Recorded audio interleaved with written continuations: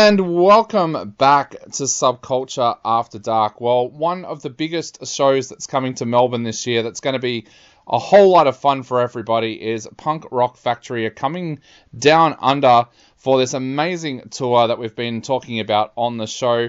And we thought, you know what, let's actually get one of the members of the band on the phone right now to chat about this amazing tour. So welcome to the program, Peach. How you doing, man? You okay? I am absolutely great, mate. Thank you so much for chatting to us tonight. We have so many listeners out there who are so excited about this tour. How are you guys feeling about coming down to Australia? Oh, we're super excited, man. It's obviously a territory we haven't done before. It's something we've talked about for a long time, and we've got a really great audience in Australia, so we're really pumped to come round and play. Like, yeah, coming down under for the first time, some bands get a little bit daunted about that. How are you feeling about being able to play in front of people that you've never played in front of before? That's the fun part for us. We love playing a new audience, like meeting new people, and just being in different parts of the world is so exciting. And just to meet, different people, different cultures and stuff, and it's class, man. It's so good. We're so excited. The traveling is going to be an intense day or two of traveling to get there, but we love that. That's the fun. We enjoy that. So it's going to be great. Definitely. Now you guys kind of rose to prominence a little bit during the lockdowns here in Australia. A lot of people seem to discover your music during that time. What was that like, winning over new fans but not being able to tour at that time? It must have been so frustrating for you guys. Well, do you know what? The lockdown really, it was a terrible time for the world, but it actually worked really well for us because, before lockdown, we weren't really anything. We had some tracks and stuff online and a few videos, but nothing that was doing much. And the lockdown really enabled us to reach a lot of new people, or a lot of people rather than new people, because not many people knew who we were at that point. Everyone across the world was kind of stuck indoors, and the only sort of release they had was things like TikTok and Instagram and just being on their phones and on their socials, Yeah. And that kind of worked perfectly for us because we can, as much as we like to get in the studio together, we can work remotely as well, which is what we did through that lockdown. And we put together the Disney tracks. Things kind of spiked for us to start with Just Can't Wait to Be King when we put that on TikTok during that first lockdown in 2020. And that's just kind of where it kicked off for us, because to be honest, at that point we weren't a touring band anyway. It was very much just kind of like an online project, like a TikTok social media kind of project that we were doing. And it's because of lockdown and, the amount of people that jumped onto it that we are now a touring band. We kind of owe a lot to that first lockdown, do you know what I mean? I should ask that question. How did you guys all start out and get together? Was that the idea when you first got together, to just be an online band? Yeah. We started doing PRF back in 2014, where a mate of ours had a little recording studio. We would just go there one night a week and just to hang out because previous to Punk Rock Factory, we were all mates and we were all in different bands and stuff, and we knew each other through other bands, and it was just a little hangout and have a bit of a laugh and chuck a track together and put it on YouTube, and that was kind of it. We didn't really have much. We didn't have many aspirations of it being, much else than it kind of was. So we just kind of did bits and bobs throughout that time, and then lockdown just worked perfectly for us, Yeah, the Disney tunes, how did that come about? Because that's how I first discovered you. I've got to admit, I've got a wife who was a very, very big Disney fan, and I'm always looking for new music to let her listen to and stuff like that. And that was how I discovered you guys. How did that come about? What made you pick Disney as the tunes to cover? Well, the first one we did was Just Can't Wait to Be King, and we did that because the new Lion King film had come out at the time, which was 2019. Yep. So we did that off the back of that film coming out, and then it was that one that went crazy on TikTok. I think it got something like 1 million views within like 24 hours. And people were in the comments and stuff, people were crying out for more kind of Disney Goes Punk stuff. So the more we looked into it, the more we realized that there had been a lot of bands that had done a Disney song.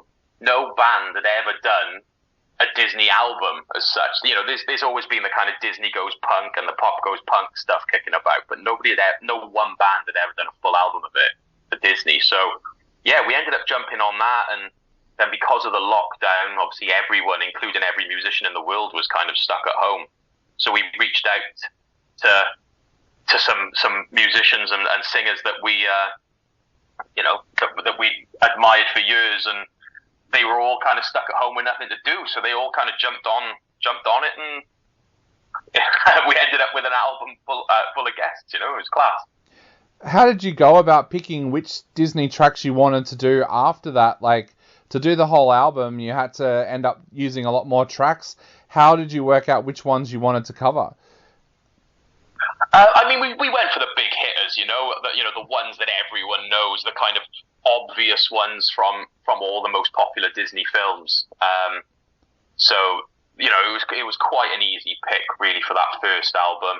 The second Disney album we did, we were a little more analytical with it, because obviously the first album we had kind of done all the obvious ones, really, and then we kind of drilled into the numbers on the other tracks then for the second Disney album, where we looked at what songs people were listening to on Spotify and stuff, which films were trending, and which ones are the most popular tracks, and we kind of drilled into it that way for the second. But the first one was kind of picking the ones that everyone knows, the kind of obvious Disney tracks, So I have to ask, because a lot of people know that Disney have lawyers on speed dial. Did you guys have to jump through any legals to do this?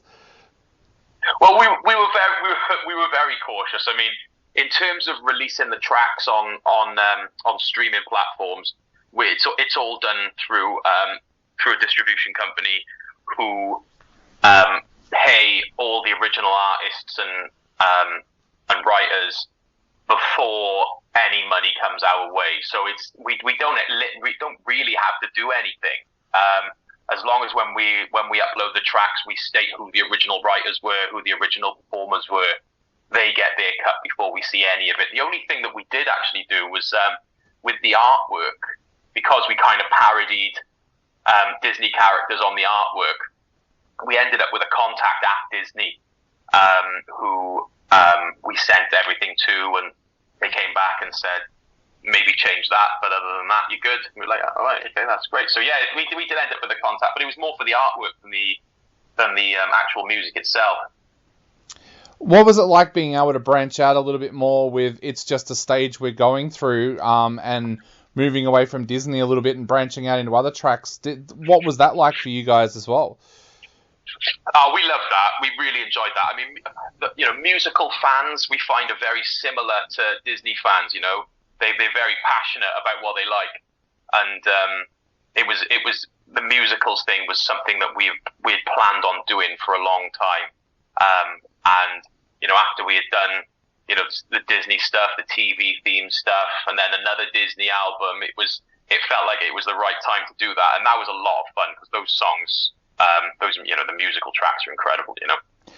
One of the things that really hits me with your albums is that you make these tracks like your own, like it's your version of the track, but your stamp is on that.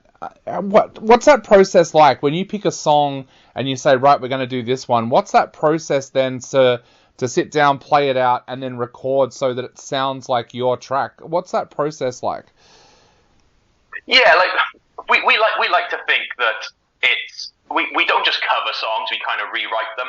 Yep. Like you said, they're obviously very, very different from the originals. So, do you know what?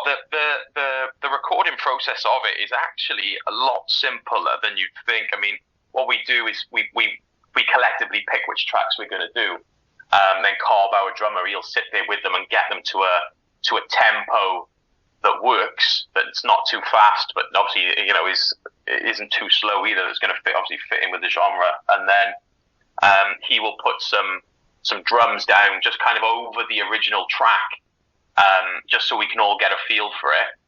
And then, we kind of adjust it from there, and then we start putting guitars on, and then I can start doing some vocals on it, and we just kind of build it up that way. So we're used to working this way now, so for us it's quite a straightforward process. But it's fun every step of the way. Definitely. Now, bringing it back to your live shows, of course, your debut was at the Bloodstock Festival, which sounds like a little bit of a baptism of fire. What was that like, walking out onto the stage at Bloodstock for your first live show? That's so accurate. It really was that. We'd never played live before. Our agent gave us a call. We played on the Thursday night, second from top, and we only found out about it on the Sunday. So we'd never played live before, so we had 3 days. We had the Monday, Tuesday, Wednesday to get a set together and rehearse the hell out of it, Yep. And we literally just locked ourselves in the studio for 3 days. Those 3 days were chaos.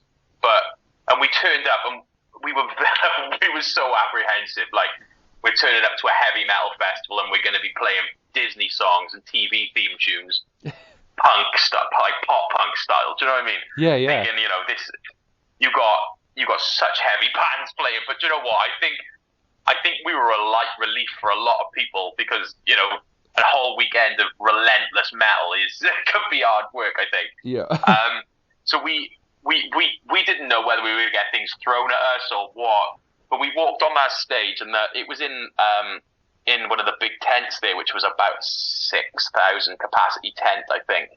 And by the time we were about halfway through the set, there was probably the same amount of people outside the tent as there was inside the tent. It was absolute chaos, and we had all these metalheads, and we had these big bald guys with beards and denim jackets on, covered in patches, just screaming Disney songs back at us, and it was surreal, man. It was bonkers, like it was so wild. And it was that was such a big turning point for us, to be able to turn up to our first ever show in front of all the thousands and thousands of people, and just have such an amazing reception. That was kind of like, this is good. This is happening. Being nervous before that show is probably good, because there's a famous Australian movie here in Australia called Garage Days, which is about a band who, they're just a band who play in their garage, and they get picked to go and play at one of Australia's largest music festivals, and they're so full of themselves that they think, we're just going to rock this. So they walk out on stage,